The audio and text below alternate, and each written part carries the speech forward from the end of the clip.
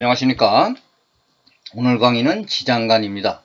지장간은 지지 글자 속에 천간 글자가 감추어져 있는 것입니다. 임묘진, 사오미, 신유술, 해자축 이 각각의 12지지는 어떻게 천간을 가지는지 원리를 살펴보겠습니다.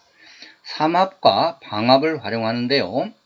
첫 번째와 두 번째 글자는 해당국의 양해오행을, 세 번째 글자는 해당국의 음해오행을 가집니다.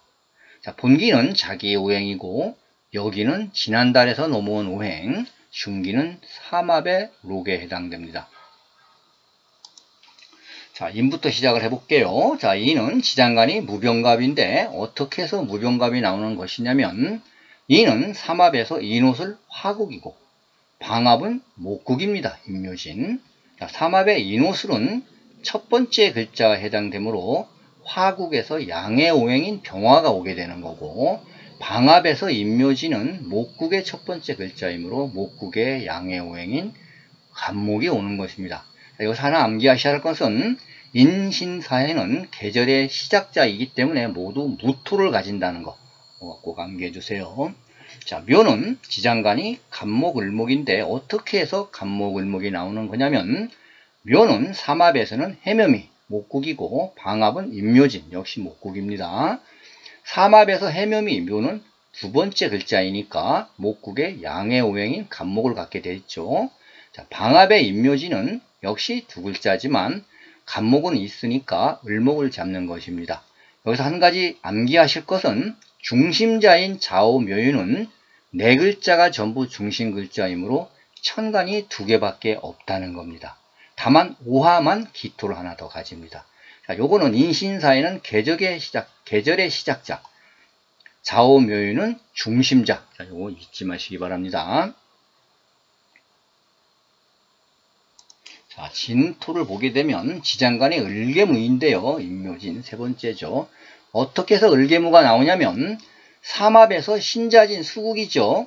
진이. 방합에서는 임묘진 목국입니다. 자, 삼합에서 신자진 세 번째죠. 세 번째 글자니까 수국의 음해오행인 개수고, 방합 임묘진 역시 세 번째 글자인데요. 자, 임묘진은 목국이죠. 그래서 음해오행인 을목. 그래서 을개무가 되는 겁니다. 자, 여기서 또 하나 아셔야 될 것은 숫자상으로 홀수는 양이고 짝수는 음이 됩니다. 자, 그래서 계절로 시작한 임묘진, 사오미, 신유술, 해자칙을 계산해 보면 진토는 3이 되겠죠. 인묘진 세 번째죠. 사오미 여섯 번째죠. 일곱, 여덟, 아홉 번째가 술토죠. 해자축, 축토는 12번째죠. 진토는 여기서 숫자가 3이니까 홀수는 뭐라고 그랬죠? 양의 토기 때문에 무토가 오는 것입니다. 자, 사는 지장간이 병경유인데 어떻게 해서 병경부가 나오냐? 자, 사화는 삼합에서 사유축과 사오미, 금국과 화국을 갖게 되는데 삼합에서의 사유축은 금국의 첫 번째 글자니까 양해오행인 경금. 자, 방합에서는 사오미 화국이죠. 역시 사가 첫 번째 글자이므로 화국의 양해오행인 병화. 그래서 병화와 경금. 또 여기서 계절의 시작자죠. 사가 인신사에는 계절의 시작자이므로 모두 무토를 가지고 있다고 아까 말씀을 드렸죠. 자, 오화는 지장간의 병정기입니다. 자, 어떻게 해서 병정기가 나오는 것이냐면 삼합이 인옷을 화국이고 방합도 사오미 화국입니다. 둘 다. 삼합에서는 두 번째 글자인 화국의 두 번째 글자니까 양해오행인 병화. 병합 역시도 두 번째 글자이므로 병화가 오지만 방합, 상합 둘 다 중심자이므로 정화도 있다고 보는 것입니다. 자, 여기서 하나 암기하실 것은 중심자인 좌우모유는 뭐라고 그랬죠? 네 글자가 전부 중심자이므로 천간이 두 개밖에 없다. 단 오화만 기토를 하나 더 가진다고 그랬죠. 그래서 두 개의 오행과 기토를 하나 더 갖게 되는 겁니다. 자, 미토는 지장간이 을정기인데요. 어떻게 해서 을정기가 나오냐? 자, 삼합은 해묘미 목국이고 방합은 사오미 화국입니다. 자, 삼합에서는 해묘미 목국의 세 번째 글자니까 목국의 음해오행 을목, 방합 역시 사오미 역시 세 번째 글자인데 이건 화국이죠. 사오미는 화국의 음해오행이니까 정화. 그래서 을목과 정화가 오는 것입니다. 자, 아까 설명했던 것처럼 숫자상으로 홀수는 양, 짝수는 음이라고 했죠. 여기서 미토는 무슨 숫자인가요? 6자죠. 이 양이니까 짝수죠. 짝수니까 음의 오행인 기토가 오게 되는 것입니다. 아시겠죠?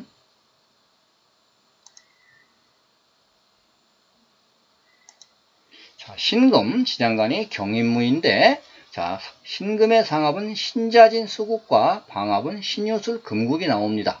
자, 삼합에서 신자진은 수국의 첫째 글자이니까 수의 양의 오행인 임수. 자, 방합인 신유술도 역시 금국인데 첫 번째 글자니까 경금이 오게 되는 겁니다. 자, 역시 마찬가지로 인신사에는 모두 무토를 가진다고 했죠. 자, 유금은 지장간이 경금 신금인데 어떻게 해서 경금 신금이 되냐? 자, 삼합은 사유축 금국, 방합도 신유술 금국입니다. 삼합에서 사유축은 두 번째 글자인데 금국의 양의 오행이니까 경금. 방합 역시도 신유술로 마찬가지로 두 번째 글자고 금국의 양의 오행인 경금이 오는데 둘 다 중심자이므로 신금도 있다고 보는 것입니다. 자, 자오묘유 네 글자는 전부 중심 글자이므로 천간이 두 개밖에 없고 우화만 기토를 하나 더 가진다고 말씀드린 바 있어요. 자, 술토는 지장간이 신정무입니다. 자, 어떻게 돼? 술토는 삼합은 인호술 화국이고 방합은 신유술 금국입니다. 자, 삼합에서 인호술 화국의 세 번째 글자이니까 화국의 음의 오행인 정화. 자, 방합 신유술 역시 세 번째 글자이고 신유술은 금국이니까 음의 오행인 신금. 그래서 둘 다 음의 오행이 오게 되는 겁니다.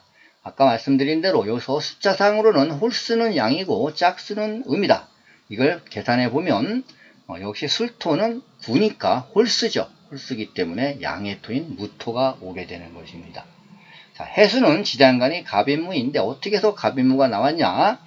해수의 삼합은 해묘미와 해자축입니다. 자, 해묘미의 목국이고 해자축은 수국이죠. 자, 함합에서 해묘미의 목국의 첫 번째 글자니까 목국의 양의 오행인 갑목.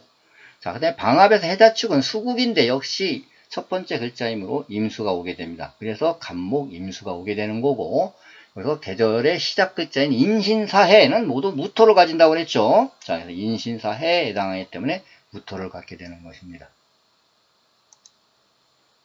자, 자수는 지장간이 임수개수인데요. 어떻게 해서 임수개수가 나오냐? 자수 역시 삼합은 신자진의 수국, 방합은 해자축의 수국입니다. 둘 다 수국인데 둘 다 중심자에 있죠. 그래서 임수와 개수를 다 가지고 있는 것이며, 자오묘에는 네 글자 전부 중심자이므로 천간이 두 개밖에 없다고 말씀을 드렸어요. 오화만 기토를 하나 더 갖는다고 말씀을 드렸습니다. 축토는 지장간이 기신계인데 어떻게 해서 기신계냐? 자, 축토가 포함된 삼합은 사유축 금국이고 방합은 해자축 수국입니다. 자, 삼합의 사유축은 세 번째 글자죠. 자, 금국의 음의 오행인 신금. 방합 역시 해자축 수국인데 세 번째 글자이므로 음의 오행, 수국의 음의 오행인 개수를 갖게 되는 거죠. 그래서 기신개가 되는데 앞에서 설명한 것과 똑같이 숫자상으로 홀수는 양이고 짝수는 음이라고 그랬어요. 그래서 이걸 따져보면 축토는 어디에 해당되니까 12죠. 양수죠. 짝수죠. 짝수는 뭐라고 그랬죠? 음의 오행입니다. 그래서 토의 음의 오행인 기토가 들어오는 것입니다.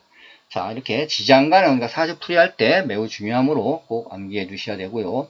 이해를 해 두시면 암기하시는 데 도움이 될 것입니다. 자, 구독 버튼과 좋아요 버튼 부탁합니다.